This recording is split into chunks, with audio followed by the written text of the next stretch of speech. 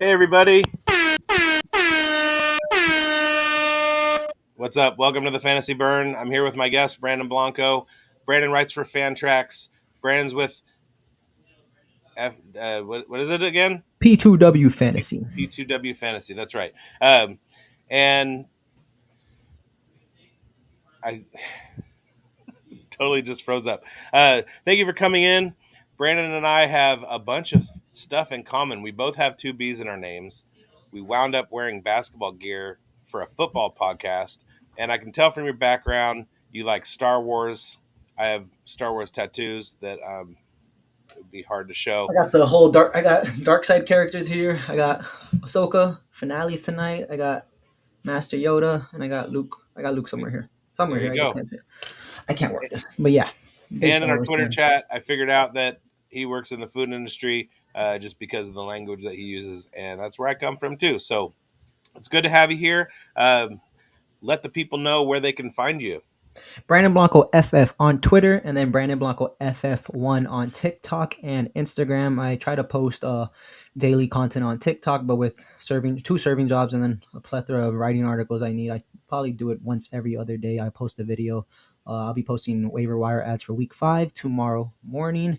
And yeah, just pretty much a grinder. I've been covering, not even covering sports, just been in love with sports since I was 5. I was that little kid that would watch Pokemon and different shows like that. But sports, I was always a numbers guy. I would know, especially it's ironic that we were talking about baseball before we started. That's where I first started with sports. I played baseball for 10 plus years. Cliff Floyd on the Marlins was my favorite player, and then when he got traded to the Expos a long time ago, my heart was broken. Slowly became a Mets fan after that. David Wright, all those boys. It's been a tough season for us, but yeah, it's the best time of the year. Basketball's almost back. Football 1 month into the season, and it's October, so that's MLB playoffs times. Yeah, we just finished week 4 in the NFL season. Basketball's about ready to get started. I'm watching playoff games right now, baseball playoff games. I also come from a baseball background. I still play. I played hardball for a long, long time, and that's how I got into analytics. One of the first things I did in college, I had a computer class, and they asked us to come up with a PowerPoint presentation. So I created a stat that Mhm. was runs accounted for. So it was basically the runs that you score and your RBIs. It was basically a way to kind of distill the responsibility that a player had for the runs that were generated in a game. And the top 3 guys the year that I created that statistic Mhm. were Todd Helton, Barry Bonds, and Cliff Floyd. Cliff Floyd, yo, he really was a dog, like, and then he Yeah, got traded and he fell off. But that happens a lot to a lot of players. But yeah, man, I shout love out to Cliff Cliff Floyd. Floyd. So today we're going to get into some Week 4 recap stuff. I asked Brandon to be a guest on the Monday Meltdown last night. He had a schedule conflict, so we're recording this one today. No big deal. We'll still go through the same content that we were going to go through if he had been in there yesterday. And let's get the show started. I got to come up with this little intro, and let's see if it works today because it was giving me some serious problems yesterday. So here we go.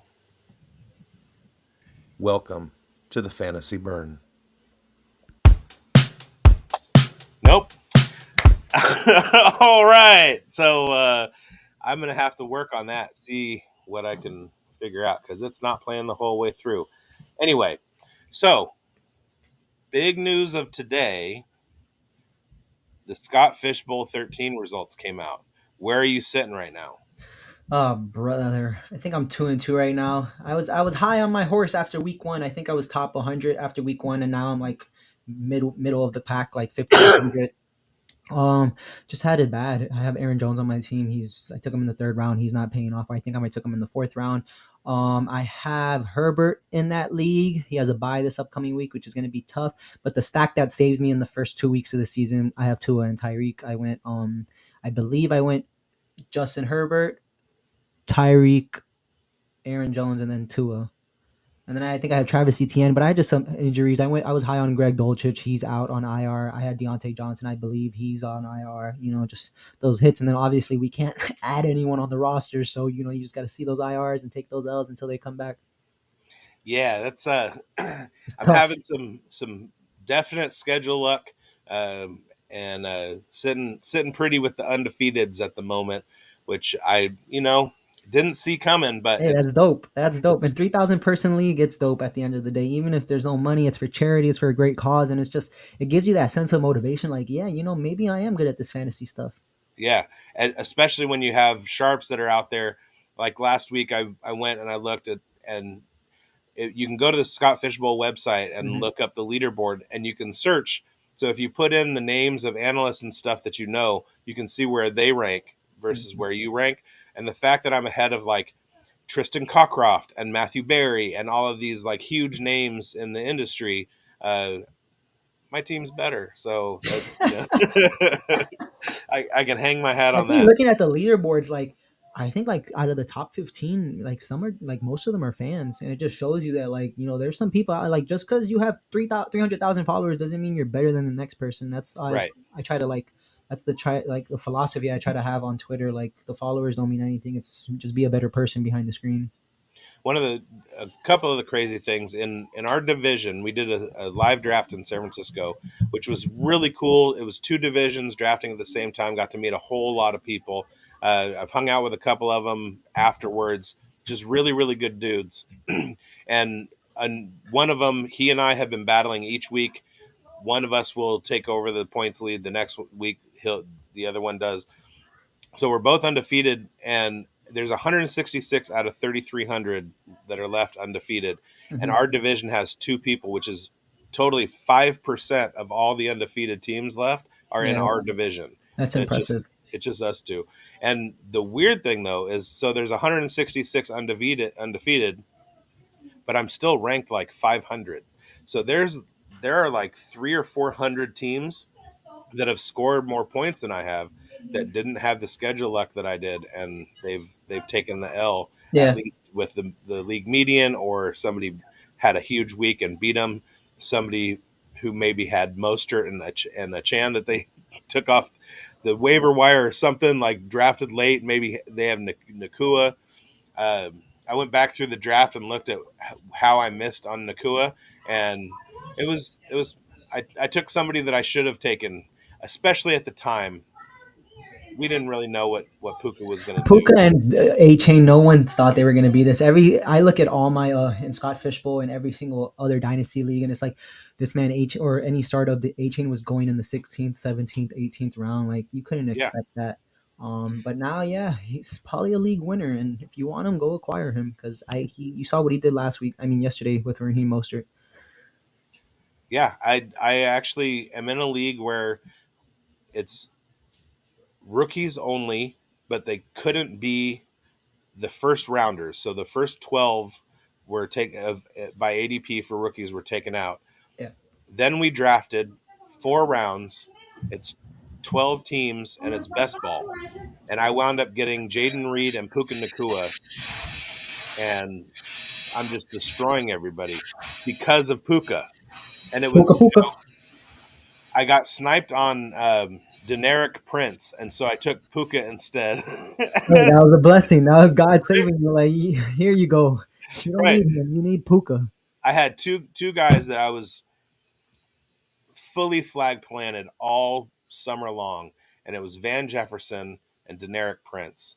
And Deneric didn't even win a job, and Van Jefferson is what should have been what Puka is. Yeah. And Puka just stepped up and And now snapped. he like I think Tutu even overtook taking him, and now with Cup on the horizon to come back, Van Jefferson is going to fall down the depth chart. I'm just so flabbergasted at how Van Jefferson did not step up.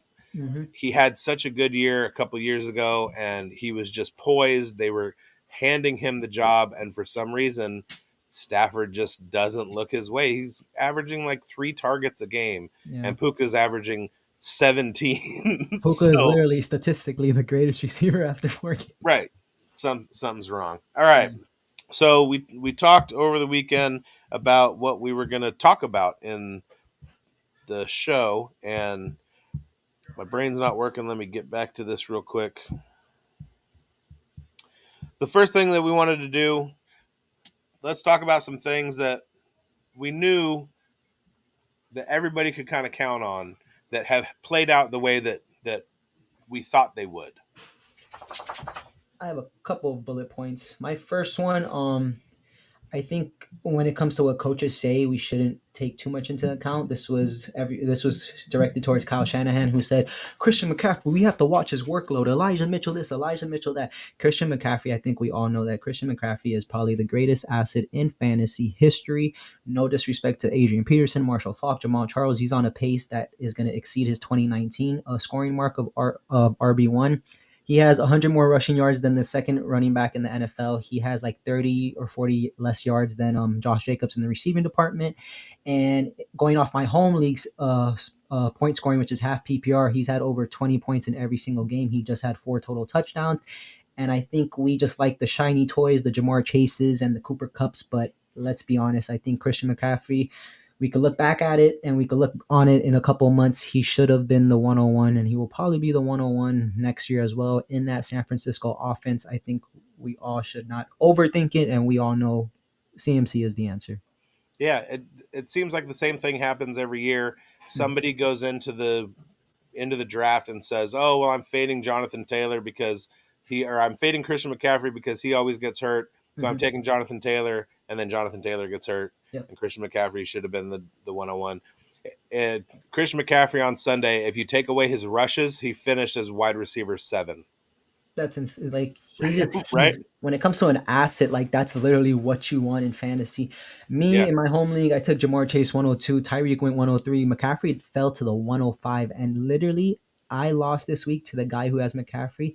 He has McCaffrey and Allen. Those two guys beat my team by itself. And yeah. it's just, and the Allen, thing, if I tell you my team, it makes no sense.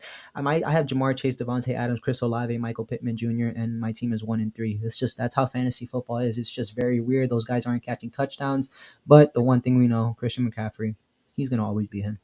yeah. I'm doing the worst in my zero RB leagues. And I mean, I'm just stacked with wide receivers to the point where I don't know who to start in a given week because I can put in Ridley and he does nothing, and then Yeah, his I keep production has going dipped a through lot. that Hmm. parade every week, and it's all in the leagues that I faded running backs. But then the leagues that I have running backs, that's all that there is the two guys that I have. There's nobody on the waiver wire. Nobody else is producing. It's the running back scene right now is so crazy, and something It needs is. to be done about it. Two Miami Dolphins in the top five. It's just like the ADPs from the offseason are completely off. And I feel like, especially just looking at it, like this year in fantasy has started off weird. Like a lot of these guys in the first 3 rounds, their ADPs are not matching up. Chris Olave, total points, wide receiver 29. He hasn't scored this year.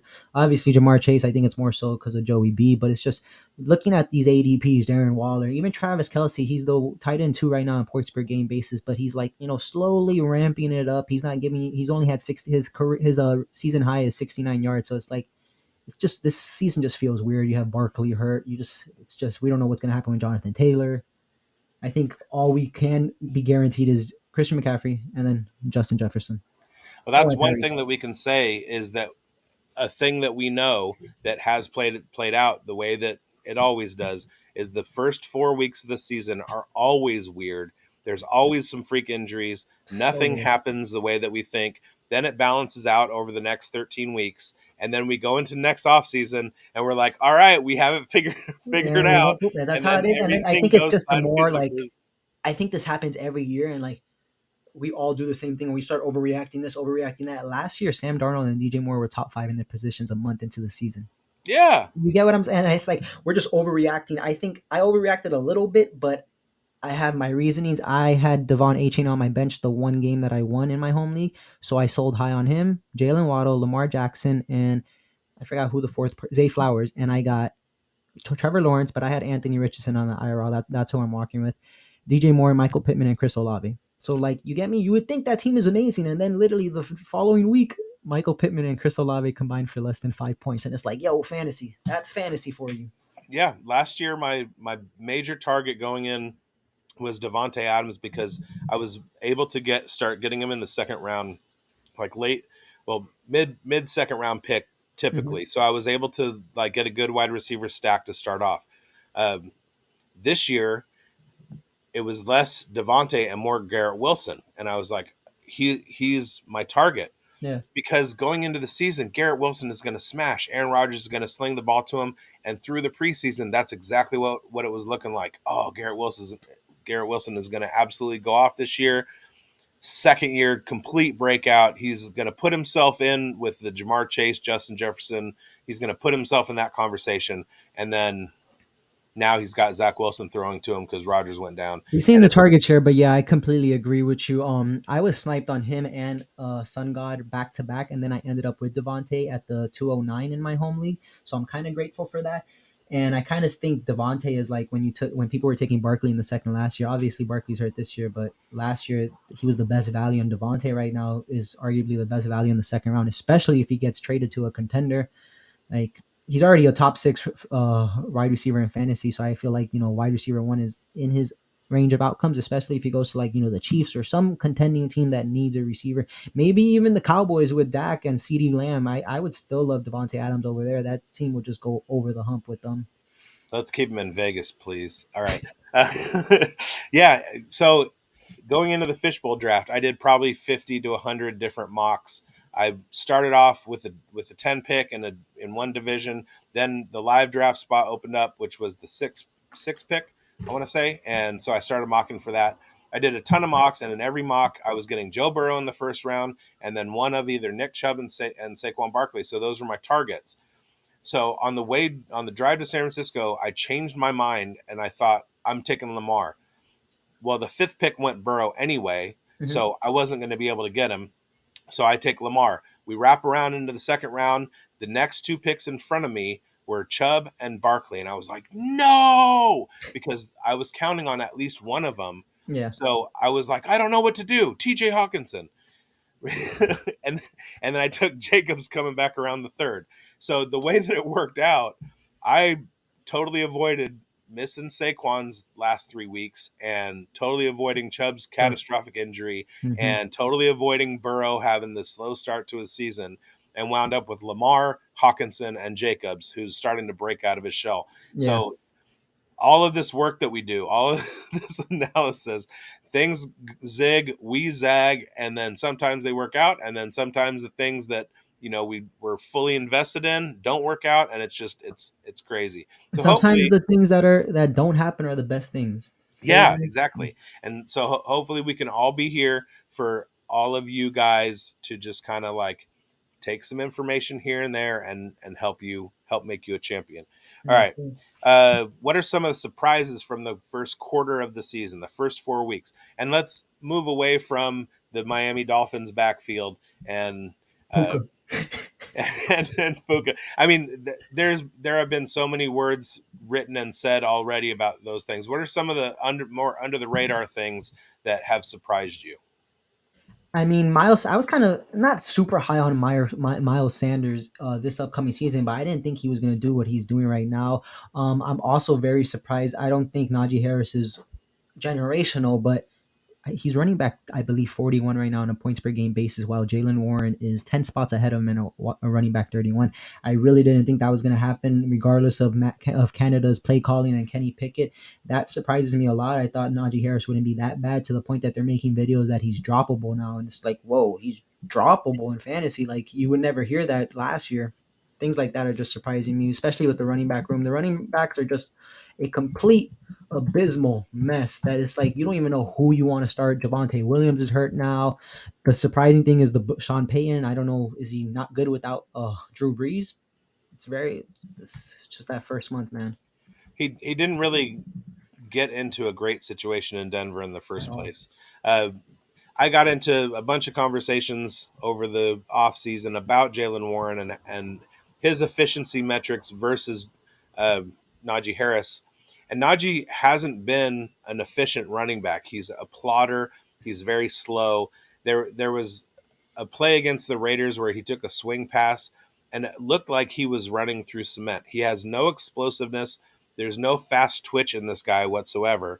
At all. Yet somehow he has exceeded his career numbers in yards per carry, tackles broken, um, yards yards before contact, yards after contact. He's exceeded his previous metrics, and Jalen Warren's still outscoring him with a smaller touch share. So It's that pass. Najee was like thriving with the volume, especially in the passing department, and Jalen Warren's come in and just swoop that all up. yeah, we knew that there were some guys that are going to be totally volume dependent. James Conner's one of them. Najee Harris is another. They just can't have another guy in the backfield that's taking touches, or they're going to kind of sink into the flex area, or bench players. So Hmm. Najee's definitely one of those. I'm kind of surprised that the Cowboys have come out of the gate as strong as they have. I'm surprised that the Chargers are as bad as they are. They got lucky 2 weeks in a row. They should have. They should. The Chargers should be 0-4 right now, Yep. crazily. And the Jets are a surprise to me. I thought they were going to come out of the gate strong. I didn't think that Daniel Jones was going to play this bad. Uh, CJ Stroud is exceeding all expectations. Fantasy receipts could come find me. I said Daniel Jones. I wrote an article. He was going to be top five this year.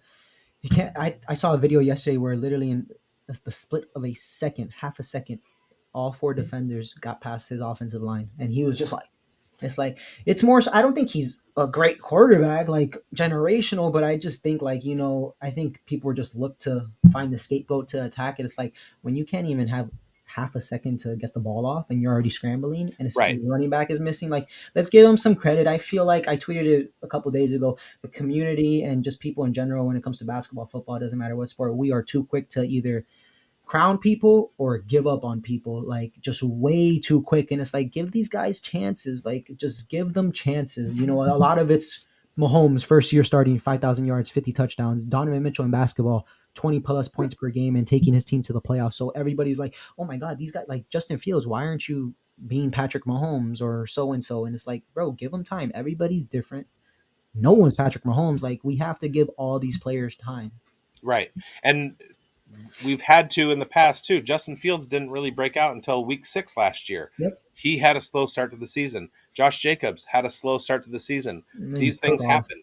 Hmm. You can't. There's such a big mob mentality Yep. in fantasy circles, and part of it is because we use analytics that are prone to a lot of variation with small sample sizes. And weeks 1 and 2 and 3, they're small sample sizes, when you can't really get a whole picture until week 17 is finished. Yep. That's when we make our off-season kind of bets and analyses. But it's a week to week thing. We have to be starting our lineups, so we have to be looking at small sample sizes. So Mhm. everybody gloms onto those, and they go wackadoo all the time. Yep. So Look at Calvin after week one. Oh my God, he's the number one wide receiver, and his production, his snap share, everything has gone down little by little. Just like we were talking about, I think before we went live with Sam Darnold and DJ Moore. Like yeah, the season gets weird. We have to just calm down, let it. I would say after like week 8, week 9, we'll start seeing. Okay, this guy is legit. This guy was a fluke, whatnot. but One my guy I'm fantasy team is surprised 0 on. and 4. One guy I am surprised, and it's because I probably am not a truther in him because obviously that system is insane. Brock Purdy has taken a little leap, 12.3 points per game, a quarterback 29 last year, and now he's quarterback 15, 17.3 points per game. Yes, I know he has Christian McCaffrey, Kittle, Debo, and Ayuk, who's breaking out, playing better than Debo Samuel. But at the end of the day, you're still throwing the ball. You're still playing professional football at the quarterback position, the hardest position. So I just have to give credit where it's due. And that team is clicking. And I don't know if it would be clicking like that with Jimmy G or Trey Lance. It's hard to say. You know, Jimmy's done it before, Mm-hmm. but he's completely regressed with the Raiders, which is not a surprise at all. At all.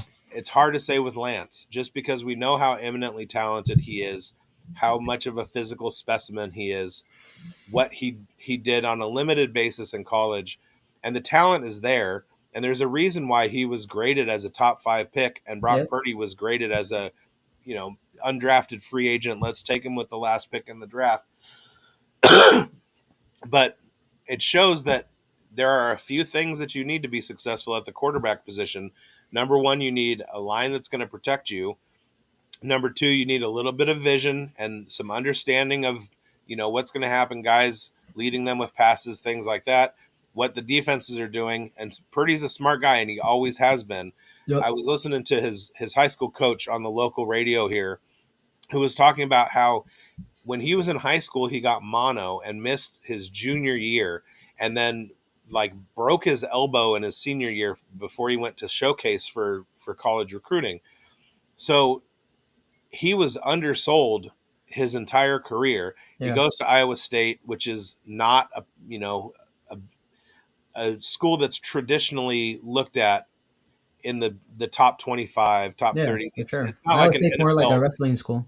Yeah, it's not like a farm program for the NFL. I mean, Yeah. you do have little guys. You have Brees Hall. You have and Brock Purdy comes out, but he's been undersold and underestimated his entire career. Aiden O'Connell for the Raiders is a similar one. He looks really, really good in the pocket. He's got zip on his throws. He can get the ball out. Like he can sling it. Now he could scramble. And he not like Clayton Tune, but but but yeah, he can use his feet too. And he went to Purdue. So there are guys who are out there that don't go to Alabama, don't go to Florida, don't go to LSU that can play in the Yeah. NFL, and they just kind of surprise us a little bit, just because they're not. We didn't watch them. It's not Caleb Williams that we watched every game that he played in for the first few years of his career, or Baker Mayfield, who we did watch, and he had a certain profile, and I Yep. stayed away from it. And now he's finally starting to kind of get into the flow of what it means to be an NFL quarterback. And he didn't go out the Johnny Manziel way, which is fortunate At for all. I him. think he's playing the best football since his rookie season when it comes to completion percentage and yards per attempt. And Yeah, speaking about Brock, like it just goes to show you, like people just need a chance when it comes to a job. Like when it comes to his QB rankings from 2022, I just see red on player profiler. So it's just like you give that. I'm pretty sure Tom Brady wasn't the greatest athlete either. And look at him. I'm not saying Brock Purdy is going to be that, but he doesn't turn over the ball. He protects it. I would say he's just a better game manager than Jimmy G or even Alex Smith. And, he's producing at the end of the day, especially fantasy points. He's become streamable at this point. yeah, absolutely. I mean, I pick him up where I need to, and like he wins. Yep. There's also the divide between good NFL quarterback, good fantasy quarterback. So you've got guys who may not be as good at managing the game, that their teams are taking L's, but they're going to outscore Purdy, and that's fine. Yeah. Um, I saw something on Twitter today. It was like the top 5 quarterbacks who are sacked, and basically it came down to all of them have garbage offensive Offensive lines. line. It was like Carr, Howell, Jones. Um, it was. I mean, the list was very sad, but the message was you have to have a good offensive line, or you're gonna like just take sacks at all Yep. times, and it's tragic for some guys, especially Derek Carr. It's way easier to attack a player than literally uplift a player. That's why they're like, oh my God, Justin Fields this, Justin Fields that, or this or that. And it's like, maybe if you gave them an offensive line or maybe the personnel, maybe these quarterbacks will succeed. Maybe put Justin Fields in San Fran and see what happens. You get me? Like, it's Yeah, just that we're just too, like I said, we're just too quick to, yeah, bye. Give up on you and after a couple you games. mentioned that website that or that Twitter account or whatever that I'm not going to mention because I don't like that guy. He doesn't need to come after anybody. It's also much easier to point out an analyst's misses than it is to praise them for their hits. So Yeah, for I sure. like to I like to boost people up in this space, like Peter Howard, uh, Nick Ercolano, guys that I like their content and I benefit from, and I've been following for a long time. It's a So game within a game. That's why I don't understand why some people are like, oh, you suck. You don't know this. You don't know that. It's like, so you're mad at me because you asked me who to start and sit, and I gave you the wrong person. Why didn't you just make the start yourself? Like, you get what I'm saying? I just yeah, I've never understood. It's a game within a game. It's all subjective. It does not matter. God forbid Christian McCaffrey could have gotten hurt week 1 and missed the rest of the season, and all of us would have looked dumb. You get me? right, It's a game within a game. We do not know what's going to happen at all. right.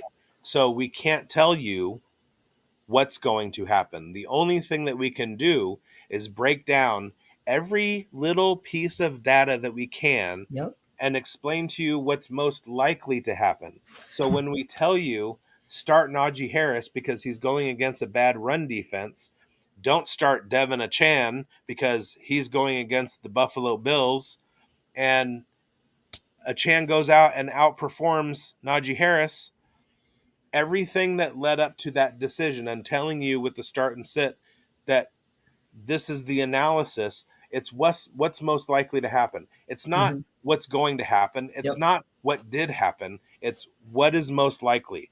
And that's all an analyst can give you Yeah. is, I mean, they're doing the work. Hmm. Listen to them, and if you don't like it, start making your And own even the decision. match, sometimes even with the matchups, it doesn't always like we all said. I think mostly everyone was like Justin Fields. We need to start him this week, and look what he did. But it could have gone completely bad. But he obviously came through. Just No, like flag plant. He was my first start this week yup. uh, in my start and sit video, There's no way I and was benching him. He's way no, too talented. no, And it's just like it was funny too. The Bears are like, we're gonna attack the Broncos different this time. I'm like, what do they mean by that? And Justin Fields, 4 touchdowns, 250 plus yards. Let's do it. It's like people yeah, forget he was not a runner in college. He was letting that thing fly in Ohio State. yeah. Same with C.J. Stroud, and look what he's doing. Shout out to CJ and the Texans. For real. All right, what are some things that people shouldn't give up on, or things not to panic about at the moment? I wrote down. I think I have four things with a couple bullet points. So first of all, with Jamar Chase, I think he's going to be fine. Six most routes ran, six most targets. He hasn't had a touchdown yet, but with Joe Burrow and that calf injury, they're just looking for more dump offs and more little short 5, 7 yard passes with Jamar Chase. T. Higgins has a broken rib as well. Speedy recovery, but Jamar Chase, he's not living up to that 102 wide receiver 2 ADP, but I still think he's going to finish as a wide receiver 1. The touchdowns are going to come and the volume is going to still be there. Moving on to Travis Kelsey, tight end 7 in total points, tight end 2 in points per game off 3 games. Like I said earlier, he hasn't really had that crazy Travis Kelsey game of 140 yards, 10 plus catches, and a touchdown. But he's a good trade target because he's not playing up to par. And at the end of the day, like we've said, fantasy managers are very impatient and they are quick to just give up on someone. Then going on to Mr. Puka Nakua. He's still going to produce with Cup, in my opinion. I saw an article where he's eating breakfast with Stafford and Cup, and I know it has nothing to do with data or fantasy points, but eating breakfast with Stafford, it just good things come out of it at the end of the day. And you just don't have history in the first 4 weeks and think this player is a fluke or something. This isn't a Travis Fulgham from Philadelphia a few years ago. Like Puka Nakua, I think he's legit and he will be around for a while. And then my last guy, not to give up on or panic, is DJ Moore. Double digit points in back-to-back weeks. Wide receiver 17 on a points per game basis, outliving his ADP of, I believe it was wide receiver 24. And his next 4 games, Washington, we saw what A.J. Brown just did. Minnesota, over 100 yards to Mike Williams and Keenan Allen in the same game. Las Vegas allowing around 37 points per game to the wide receiver position. And then the Chargers, who are just on the same level as the Vikings when it comes to defending the pass, which they cannot. So I think those Yeah, 4 guys, I don't think we should worry about them. Obviously, like it's starting off slow, but it'll pick up. It really will. Their numbers are still there. DJ Moore was, oh my God, what is DJ Moore after 2 weeks? And now look back to not even after the first week, and people give up on him. And then he had 16 points in half PPR leagues, 13 points, and then he just had 23 in half PPR leagues. yeah. I got a trade offer for more uh, right after week 2, and I was like, yes, please. I will take him. Especially looking at that schedule, I think a lot of people are just quick to be like the name, but it's like you got to look at the schedule, especially that week 15, 16, and 17 when the playoffs are. You want to trade for those guys. Yeah, you got to look at your roster, construct it out, see, okay, maybe if I trade for this guy, he might have a tough schedule now, but come playoff time, he's going to boom. I remember David Montgomery a few years ago in Chicago. He finished as like the running back 4 because the playoffs, he went 25 plus points, 25 points, 25 points. He went absolutely bonkers. Yeah, I my don't give up at this point in the season is going to be the rookies. Mhm. If you have a rookie that you had big high hopes for that hasn't done anything yet, like Roshan Johnson, Jameer Gibbs, Jackson Smith and Jigba, these guys are going to hit their stride eventually at some point in the next month or so. Don't give up on them. You don't necessarily need to put them in your starting lineups until they break out, Yeah. but don't give up on them. And don't give up on Brees Hall and Josh Jacobs either. Hall kind of teased us in the first week. He had a pretty big game, and then he stunk for 2 weeks, and then he kind of got back going. I think he finished at running back 23 this week. It was like I think his yards per carry were like 9.2, which is nice to see. Yeah, Like he's still he's not fully back, but I think you can't really dictate it because of who the quarterback is. Like, I'm sure if number 8 was out there, this offense would be looking a lot different. The one thing I can say about those running backs in New York, Dalvin Cook, you were great for 4 years, but your time has come and gone, brother. It's the Brees Hall show. Dalvin Cook. It sucks though. It really sucks how quick running backs last in the NFL. Because Yeah, Dalvin Cook, he's like averaging like 2.4 yards per carry. Like, this is some guy that people drafted. Like, yeah, he's top 24 upside, just like Brees Hall. And it's like, at this point, you could drop him, and don't look back. the age 27 wall is real, Really and real. Raheem and Mostert's defining the odds of physics. I think that one of the things with Hall is if Zach Wilson can keep improving his level, Yeah, it's going to open things up for Hall. for And sure. he did have a much better game. Wilson did have a much better game. Somebody, I think on the Pat McAfee show today, they were talking to Aaron Rodgers, and there was a philosophical change that they made with Zach Wilson, and I think it was throwing on first down. So Mhm. typically, what Saleh would do is hand the ball off on first down. Then you're suddenly in a passing situation. You have to be throwing the ball Yeah, around. And so what they did was they changed it up for the game the other day, and they had Zach Wilson throwing the ball on first down, and that completely opened up the offense. And Zach Wilson was able to like not use his brain and panic yeah. when he was pressured. He was able to just kind of like get into his rhythm, and it worked. So maybe we can look for that going forward. And I'm in the Bass Bash, which is only quarterbacks, Hmm. and I have a bye week coming up this week. I forgot who it is, but Zach Wilson's on the waiver wire, and the waiver wire, it's a 12-team league and everybody carries 5 quarterbacks, so the waiver wire is pretty thin, and so I have a bid in for all of the rest of my fab for Zach Wilson, and yeah, Zach Wilson has hit over 70% of his passes in a game twice. Once in 2022, week 9, and last this past week against the Chiefs. that's fine. Fantasy quarterbacks can win at 56%, so look No, at no, for real. Just pointing that out there. Like, he's at, yeah, like, I'm not giving up on Zach Wilson. I feel bad for him. Like, you get me. He's come a long way from last year. I remember him saying, like, blaming the, I forgot what the quote was, but he like blamed the defense or something. And now this week he said, like, yo, that's on me. Like, that fumble, I cost us the game. Like, you get me? It's progress in your character development. Like I right, said, don't give up on these guys. This kid is under 25 years old.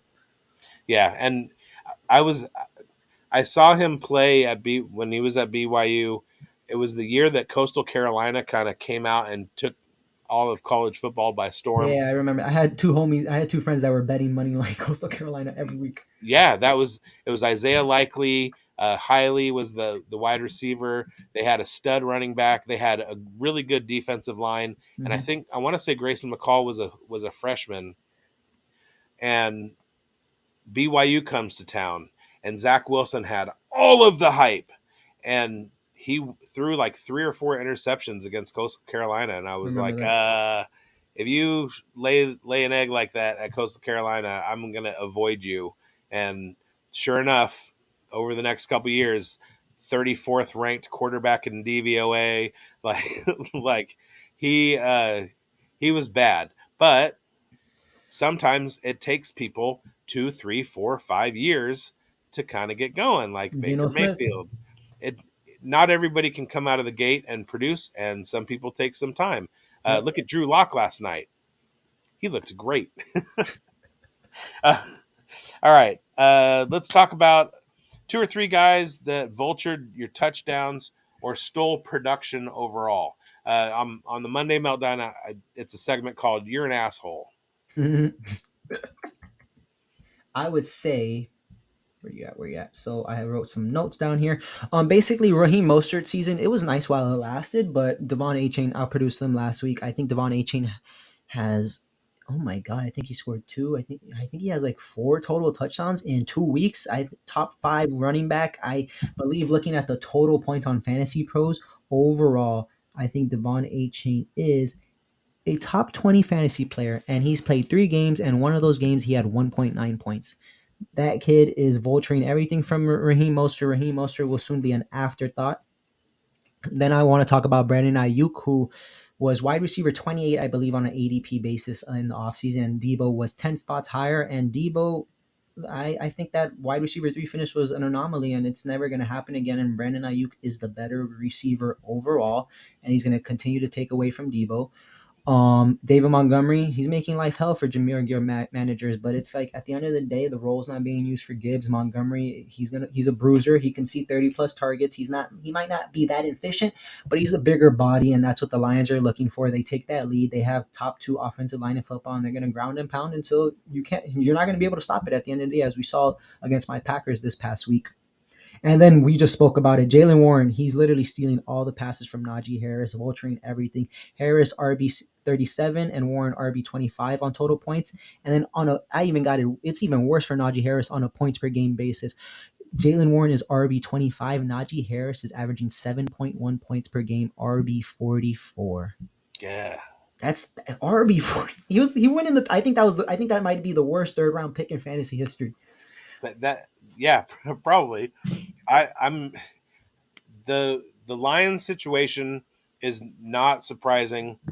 We knew from the structure of their offense last year that they wanted to have a, a guy between the 20s, a guy that they could give the goal line touches to, and a Yep. guy who's going to be kind of a satellite back with some capability to run behind the line. That was Jamal Williams and DeAndre Swift last year. Swift just happened to get banged up. They took Jahmyr Gibbs, who by all accounts seems like he was an upgrade over DeAndre Swift, and Montgomery is definitely an upgrade, at least age-wise, over Jamal Williams. Oh, for sure. I can definitely see David Montgomery running for more than 17 touchdowns, which was Jamal Williams' number last year. But we knew that was going to be the situation. It I think the frustration that comes with Jahmyr Gibbs is he doesn't have the job alone, but we knew he wasn't going to, Yeah. and B, it wasn't given to him to take over when Montgomery got hurt. Yeah. So now they're kind of back in the swing of things. So it's hard to take a guy with the draft capital as a running back that Gibbs had, Yeah. and you have a tendency to overdraft him and say, well, look at all this talent and everything. Mm-hmm. I had the number 4 pick in my home league rookie draft, and it was going to be Gibbs, so I traded away. I mean, I wound up turning that into like Marvin Mims and Zay Flowers. So, I knew that Gibbs is going to be an immense talent, but Yeah. he's in a situation where he's sharing duties, and almost everybody is in that situation now anyway. Yeah. The guys that aren't, James Conner, I mean, he pretty much has that backfield all to himself. Keontae Ingram McCaffrey. isn't gonna. Um, Surprisingly, Kyron Williams has the backfield to himself. Like, Yeah, it's to the insane. point where they traded away Cam Akers. I saw a And tweet about Gibbs, and it's kind of makes sense. They said that, like, because we all expected Gibbs to be, Alvin Kamara 2.0, see, 60, 70 plus catches his rookie season. But there was a tweet along the lines that were talking about like Sam Laporta and what he's doing. It was Amon-Ra St. Brown, Jameis Williams is obviously suspended, so it was Amon-Ra St. Brown and then Gibbs. But Gibbs has kind of been passed by Laporta as that second option in the passing game, and Laporta is breaking records, on pace to break Kyle Pitts' rookie record of over 1,000 yards and whatnot. But yeah, I saw a tweet like that, and it's kind of making sense because it's like Gibbs is literally an afterthought in the passing game. I understand the running game; you got Montgomery, let him get his 25 plus carries, but Gibbs is not even getting 5 catches a game, and we thought he would be doing something like that. They might scheme him a little bit more, but again, that's the formula in Detroit, and they had it with TJ last year before they traded him away. Yep. They thought that they could get away with their other tight ends last year, but didn't really work out. I think after they traded TJ, they realized, yeah, we need another Iowa guy because those guys Right. always hit no matter what. And then the Whoops. last point I saw from vulturing touchdowns, in my home league, my running backs are Javonte, Ramondre Stevenson, and DeAndre Swift. I drafted DeAndre Swift like in the 7th round. I didn't start him the week that he went off against the Vikings, but I ended up losing that week. But he's a running back 1 right now, excuse me. But I think Jalen Hurts is just going to steal so many touchdowns, and it's going to stop DeAndre Swift from finishing as a top 5 back because he's number 2 right now in rushing yards behind McCaffrey. But yeah, those rushing touchdowns, I feel like they just give DeAndre Swift a rushing touchdown because it's like, okay, Jalen took two. Here, grab one, bro. Right. Like in Minnesota last week, he had one. But I feel like if Jalen Hurts wasn't the way he was when it comes to running and wanting to squat 700 pounds and do QB sneaks all day, there's a world where DeAndre Swift finishes as a top five running back with 10 plus touchdowns. But And it's not gonna that's happen. the most frustrating thing is to see vultures. Um, I, my asshole of the week was Josh Wiley, Tennessee tight end. He's the one that caught the touchdown pass from Mhm. Derrick Henry. And you have DeAndre Hopkins, you have Chig Okonkwo, you have even like Westbrook Akine. You have all these guys that you're kind of counting on in Tennessee, and Josh Wiley goes and gets That's a that's touchdown. literally the second time I heard the name because you just said it twice. I have no idea who that is. Right? When it first happened, I texted my home league group chat, "Fat man touchdown." And then I went, "Oh, wait, no, he's a tight end." Uh, I thought he was an offensive lineman offensive at lineman, first. yeah, Vabro always be doing something with his offensive line. It's Yeah, hilarious. I crazy. But yeah, I All think right. Chig might be like one of the biggest misses this offseason. DeAndre Hopkins, I don't think he's a miss to anyone. I just still want to see him one day in person and be like, yo, bro, you said you wanted to go to a contender and you went to Tennessee. Like, what, like I don't get it. You could have gone to KC and finished as a top five receiver over the age of 31 because Mahomes would have turned you into that. He had Juju almost had 1,000 yards, and Juju is doing nothing in New England. So I will never understand that decision for Hopkins, especially. I would understand it if you never said I want to play for a contender, but it's like Right. the Titans at the end of the day are always in that race to win their division, and then that defense wins championships mentality. They slow down the game with Derrick Henry in the postseason, but it's just like I don't see it. Like I just don't see it. The AFC is way too loaded. They probably won't make the playoffs. Anthony Richardson as a rookie might win that division. So you get me? And the way that CJ Stroud and Anthony Richardson are about to come on, the Titans blueprint is not going to work anymore. They're not going to be able to slow those guys down. So they're going to have to change some things up, For sure. and pray for Traylon. Let's go Burks. All right.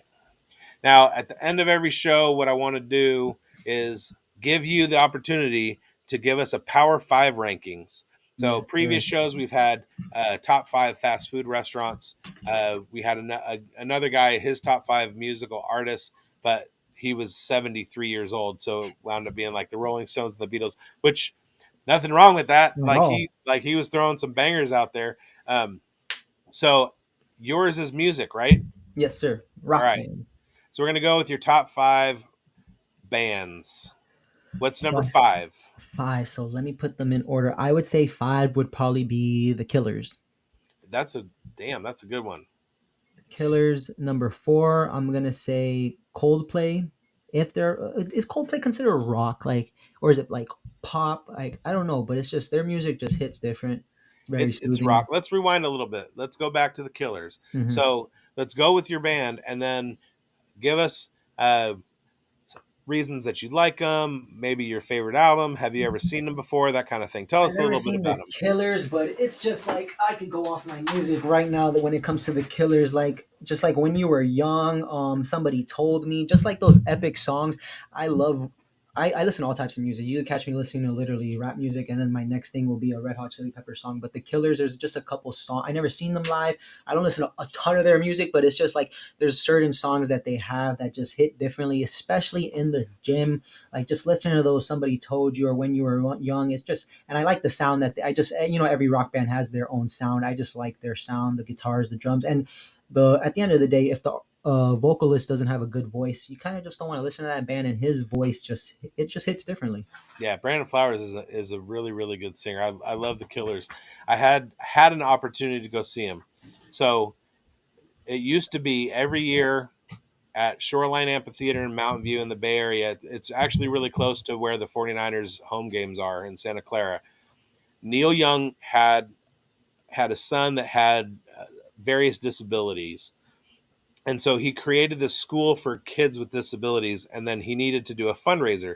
So every year he would have like 10, 12, 15 bands come and all play acoustic sets at a Hmm. festival that would go on throughout the day. And it would be a Saturday show and a Sunday show.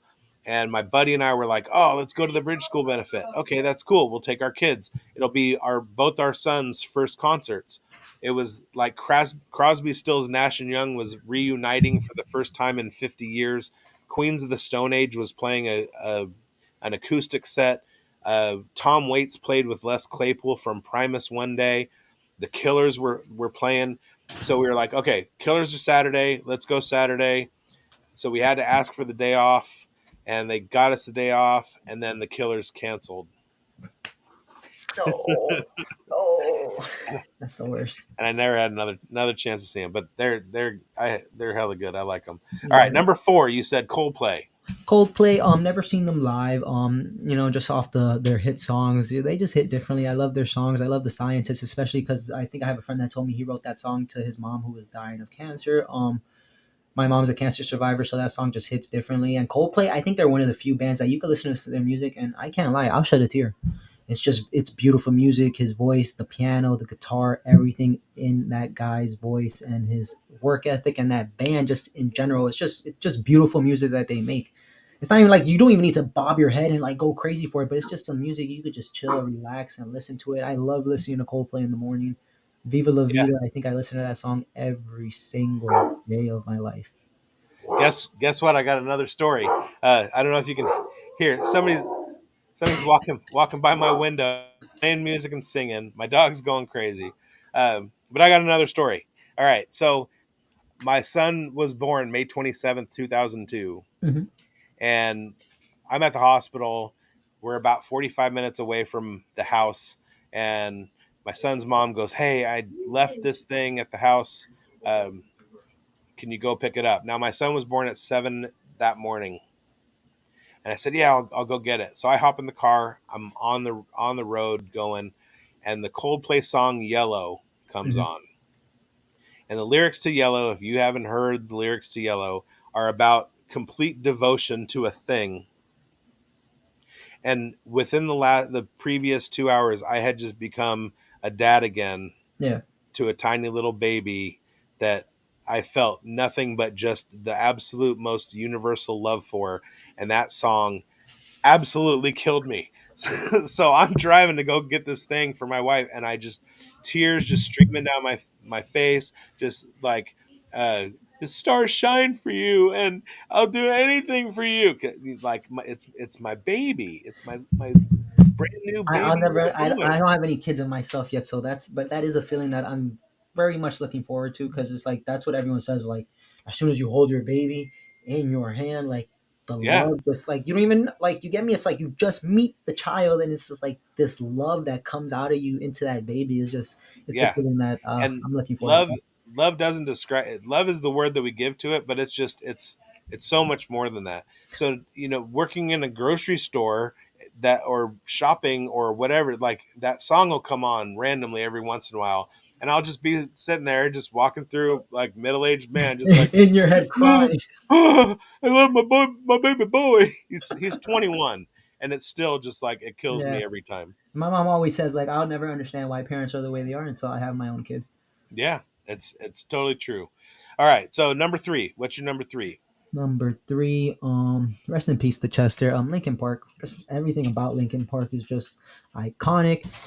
Once again, going back to the vocalist, the voice, to just the sound, the piano, the rapping with the other guy, just the collabs with Jay Z. Like I still listen to Encore every single day. Just it sucks that obviously no more music will come. May he rest in peace. But it's just one of those bands that like I look for good. I look for music for number one that obviously sounds good, but number two just makes me feel good inside when I'm listening to it. And that's one of those bands that just always makes me feel good when I'm listening to them.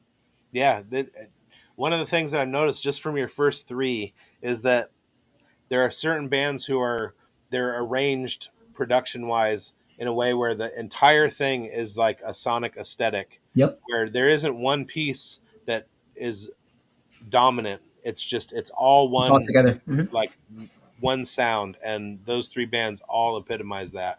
And also, if you're feeling down and you feel like ending it all, call a suicide hotline, please. Yes, sir. Please, guys. Life's way too much important. We are all put in this world to help each other. If you All need right, and anything. number 2, Number two, Blink 182. what's my age again?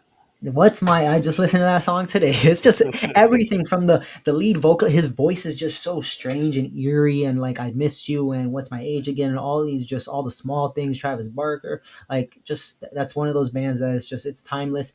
Um, the only reason it can't be a number one is because just number one holds such a special place in my heart. I haven't seen any of these four bands. Number one is number one because I did see them live, and it was just the way I saw them live. It was just something that it was like it was meant to be, and it was just the most amazing time. But Blink 182, amazing, just amazing music, everything. These are all five bands. I listen to them on a daily basis at the gym or in a car. Just timeless music to me. Yeah, they're definitely a part of so many playlists. Uh, yeah, they started off in the mid '90s as an emo band on Vagrant Records, and MTV pop punk hit in around 2000, and they just absolutely blew up. And one of the things that made them so great is how they didn't take anything seriously, and they used a lot of visual jokes in their videos and stuff like Yeah, that. And it's funny. they're good. They're a lot of Like what's bangers. my age again is so funny. It's like like just the it's like a story. He's like I called like something about your husband's in jail, and that's when she hung up. It's just a little story. I try to look for music that tells a story, and you can kind Yeah, of like visualize it and picture it without even like seeing the music video. Blink is classic. There's actually some uh, some classic rock from classic rock radio. There's some bands that when I started listening to classic rock radio were had been around for less time than Blink has been Hmm. around now. That sucks. All right. All right. It ended. What? No, we're good. Got it. And you're number one. Number one, the Red Hot Chili Peppers. Nice. So I never saw them live until one day. My friend hit me up saying, "Hey, my cousin, he flaked on me. He can't come to the concert anymore. Do you want to go see the Red Hot Chili Peppers for free?" And I was like, wait, what? Went to the Red Hot Chili Peppers. I want to say this was at least like 5 years ago. And to this day, I just still vividly remembering it. Just everything from Flea to Anthony Kiedis to Chad Smith, just like that music. Like, there's nothing like I think I could listen to every single Red Hot Chili Pepper song, from Hard to Concentrate to Other Side to By the Way to like just keep on going. I forgot. I just can't even think of it off the top of my head. But like everything on my phone has to deal with Red Hot Chili Peppers. Seeing them was timeless. It is one concert. I've been to plenty of concerts. I've been to plenty of music events, Rolling Loud, all this stuff, Fall of Troy, Flatbush Zombies. But seeing the Red Hot Chili Peppers is probably the best experience I've had when it comes to just entertainment. Yeah, I've been a Red Hot Chili Peppers fan for 35, 30, 36 years. They're one of the founding bands of my musical tastes. Hmm. Their early funk stuff, the Mother's Milk record, Uplift Mofo Party Plan. I saw them with Rage Against the Machine, Beastie Boys, and Smashing Pumpkins, and Flea was naked on stage. I've seen two. I've seen two artists, musical artists, naked on stage. Perry Farrell from Jane's Addiction and Flea from Red Hot Chili Peppers, and that show will forever be one of my favorites of all time. Not for that, but Yeah, Flea's a special character, but he's yeah, he's amazing. that's that's awesome. That's a great number one, and that's a really good power rankings. Thank you, Now, sir. Brandon, we're going to call it a night. I really appreciate you coming on to the fantasy burn with me. I hope that you'll come on again. One Uh, hundred percent. every Monday, I live stream. Mhm. One of the things is I shot you the power rankings on the Monday meltdown. What I try and do is like at the end of the show a fantasy draft where we take a topic like bands and we go around and we do a snake draft. Everybody who's there guesting. So if you come on with me on some Monday night, we'll do that at the end. But go ahead and let everybody know once again where to find your writing, where to find you on Twitter, where to find all your content, and it was a pleasure, man. I loved having you, and I'd love to have you again. No, likewise. This is probably my second guest appearance on a podcast. I kind of do mostly writing, but trying to break out of my shell and be more confident in speaking in front of a camera. Even though I used to host a podcast, but that was years ago. But yeah, Brandon Blanco FF on Twitter. My bio has my author page for Fantrax, so you could click on there, or you could go to Fantrax HQ. I do the wide receiver sleepers and streamers and the starts and sit for Fantrax, and then Brandon Blanco FF1 on TikTok and on Instagram as well, where I post daily content or content every other day. Find them on those links. And I'm Brendan Booth, dynastyprosfootball.com. You can find my articles, Substack. You can get the link in my Twitter bio. That's at Big Boned FFB. Find me on this YouTube channel that you're already on at Big Boned FFB. And Player Profiler, I will be on the Wednesday or the TNF tailgate this Thursday with Brad Stalder, and you can find me there. Also, like, subscribe, hit the bell, comment, and share this video. Let's get this algorithm going. Let's get all eyes that we can get on Brandon Blanco. And I hope you guys win this weekend. We'll see you later. Thank you, Brandon. Thank you, sir.